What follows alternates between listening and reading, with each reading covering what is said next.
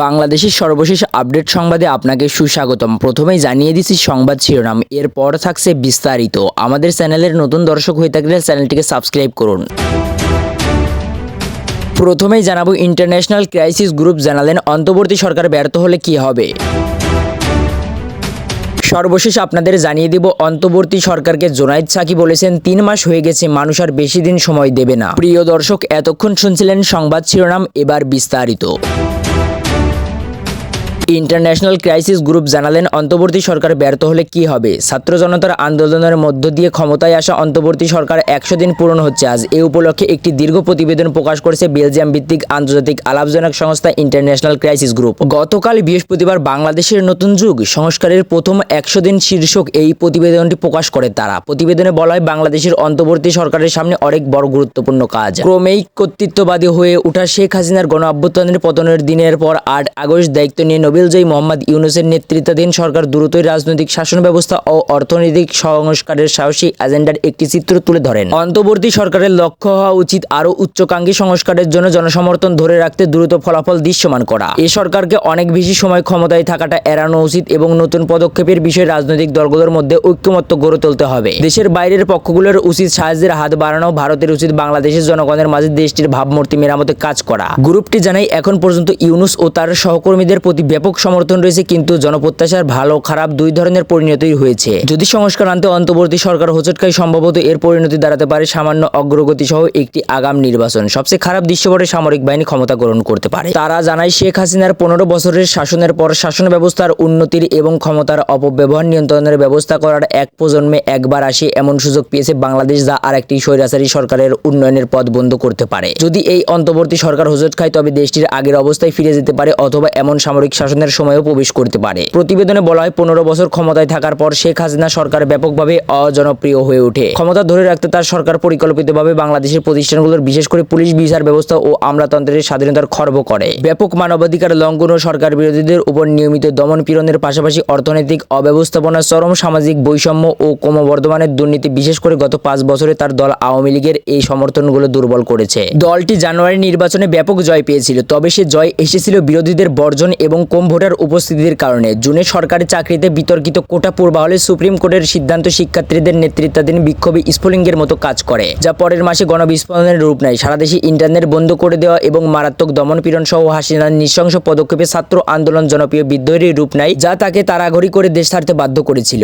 হাসিনার বিদ্রোহে যে উদ্বেগ দেখা গিয়েছিল তা টিকে আছে, কিন্তু সামান্য পথের বাস্তবতা ক্রমেই স্পষ্ট হচ্ছে। ইতিমধ্যে বাজে অবস্থায় থাকা অর্থনীতি ধীরে এগোচ্ছে। 1 মাসের বেশি সময় বিক্ষোভ এবং ক্ষমতা হস্তান্তর ঘিরে অনিশ্চয়তার সেটি আকাঙ্ক্ষা আরও ধাক্কা খেয়েছে। ইউনূসের সরকার প্রধানত বিক্ষোভ বিরোধী দমনপীড়নে ব্যাপকভাবে জড়িত একটি পুলিশ বাহিনীর উপর নির্ভর করে আইন শৃঙ্খলা পরিস্থিতি স্বাভাবিক করতে হিমশিম খাচ্ছে। জনপ্রিয় সমর্থন ধরে রাখা অন্তর্বর্তী সরকারের জন্য খুবই গুরুত্বপূর্ণ, বিশেষ করে এর বিদ্যমান আইনে জোড়াতালি দেওয়া আইনি ভিত্তির কারণে। দেশের প্রতিষ্ঠানগুলোর পুনর্গঠন হবে অনেক বড় অর্জন। আর অন্তর্বর্তী সরকার বাংলাদেশে এ যাবৎকালের সবচেয়ে অন্তর্ভুক্তিমূলক হলেও এর অনেক সদস্যের সরকার ও প্রশাসন পরিচালনায় তেমন অভিজ্ঞতা নেই। প্রধান রাজনৈতিক পদক্ষেপগুলোর সমর্থন ধরে রাখা ইতিমধ্যে চ্যালেঞ্জিং প্রমাণিত হচ্ছে। কেউ কেউ আগামী নির্বাচনের সুবিধার জন্য অবস্থান নিয়েছে, এমনকি ইউনূসের মিত্ররাও সাংবিধানিক সংস্কার এবং হাসিনার শাসনামলে সংগঠিত সংস্কারের জন্য জবাবদিহিতার মতো বিষয়গুলো নিয়ে ভিন্নমত পোষণ করে আসছেন। যদিও হাসিনার দল এখনো বিশৃঙ্খল অবস্থায় রয়েছে, ইউনূসকে আওয়ামী লীগপন্থী গোষ্ঠীগুলোর ও ব্যক্তিদের বাধার মুখেও পড়তে হতে পারে। পূরণ করা তো দূরের কথা,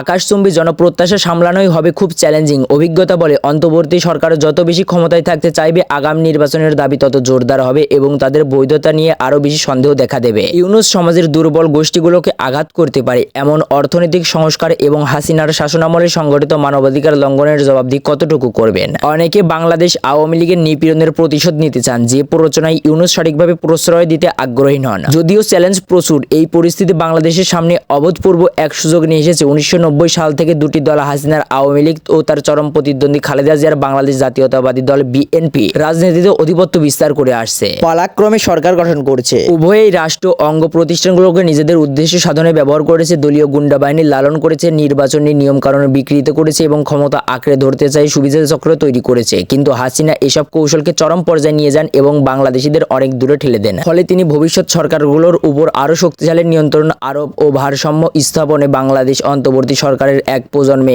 একবার মিলে এমন অবাধ সুযোগ করে দিয়েছেন। আসন্ন সার্বিক সংস্কারের প্রধান লক্ষ্য হল বিগত 15 বছরের কর্তৃত্ববাদ এবং অনুগত অযোগ্যদের নিয়ে গঠিত প্রশাসন ব্যবস্থা যাতে ফিরিয়ে আসতে না পারে তা নিশ্চিত করা। সংগঠনটি জানায় এমনকি ইউনুসের টিম এই লক্ষ্যে পৌঁছানোর ক্ষেত্রে কতটা সফল হতে পারবে যদিও তা স্পষ্ট নয়। বিকল্পগুলোর সুকর নয় বলে মনে হচ্ছে। একটি আগাম নির্বাচন সম্ভবত ক্ষমতা কিছুটা কাটছাট করে বিএনপিকে ক্ষমতায় আনবে। দলটির অতীত কর্মকাণ্ডের পরিপ্রেক্ষিতে অনেকেরই সংশয় আওয়ামী লীগের চেয়ে তারা তেমন ভালো কিছু করতে দেখাতে পারবে। রাজনৈতিক ও অর্থনৈতিক অবস্থার উল্লেখযোগ্য অবনতি হলে সেনাপ্রধান হস্তক্ষেপ করতে পারে। এতে সামরিক শাসনামলের সূচনা হবে। ইউনুস সরকারকে যারা দুর্বল করতে চাইছে তাদের বিরুদ্ধে এই সরকারের সবচেয়ে ভালো সুরক্ষা হবে এবং অব্যাহতভাবে নিজেদের কাজের সুফল দিয়ে যাওয়া। এটি এই সরকারকে জনসমর্থন ধরে রাখতে সাহায্য করবে যখন তারা গভীর সংস্কারে হাত দেবে। দ্রুত অর্জনগুলোর মধ্যে সরকারি সেবার ক্ষেত্রে ছোটখাটো দুর্নীতি মোকাবেলা, বিদ্যুৎ সরবরাহের উন্নতি সাধন এবং নিত্যপণ্যের উচ্চমূল্য কমানো থাকতে পারে। অন্তর্বর্তী সরকারের প্রতি জোরালো জনসমর্থন ও অন্যান্য রাজনৈতিক শক্তিগুলো বিশেষ করে বিএনপিকে এই সরকারের এজেন্ডার পক্ষে থেকে চাপ দিতে পারে। পরিস্থিতি যাই হোক না কেন অন্তর্বর্তী সরকারের রাজনৈতিক দল ও অন্যান্য গুরুত্বপূর্ণ গোষ্ঠীগুলোর মধ্যে জনঐক্যমতের মধ্যে নির্লস হওয়া উচিত, যেমন সেনাবাহিনী এবং শিক্ষার্থীরা যারা হাসিনাকে ক্ষমতাচ্যুত করার বিক্ষোভে নেতৃত্ব দিয়েছিলেন।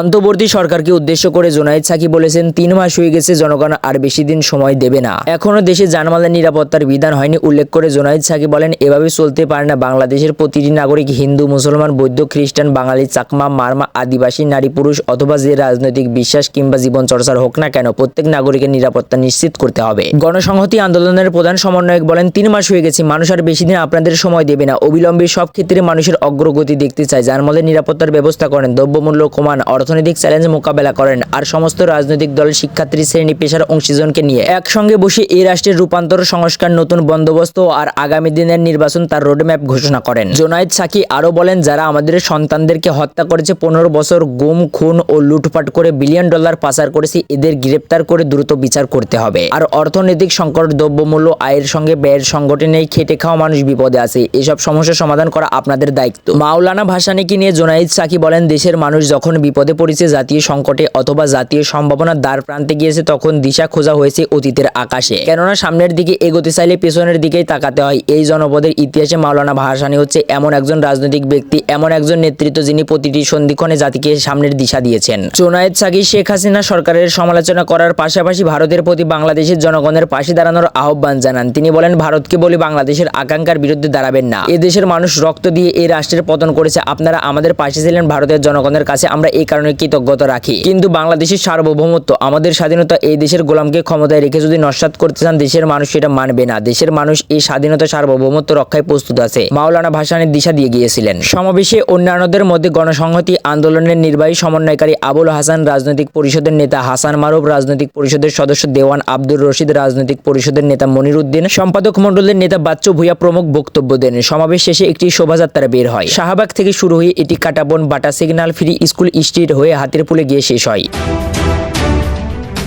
প্রিয় দর্শক, এই ছিল এখনকার সর্বশেষ বাংলা আপডেট সংবাদ। সবার আগে সত্য বাংলা খবর পেতে চ্যানেলটিকে সাবস্ক্রাইব করে বেল আইকনটিকে বাজিয়ে দিন। আপনার মূল্যবান মন্তব্য কমেন্ট বক্সে জানান আর ভিডিওটি শেয়ার করে অন্যকে দেখার সুযোগ করে দিন।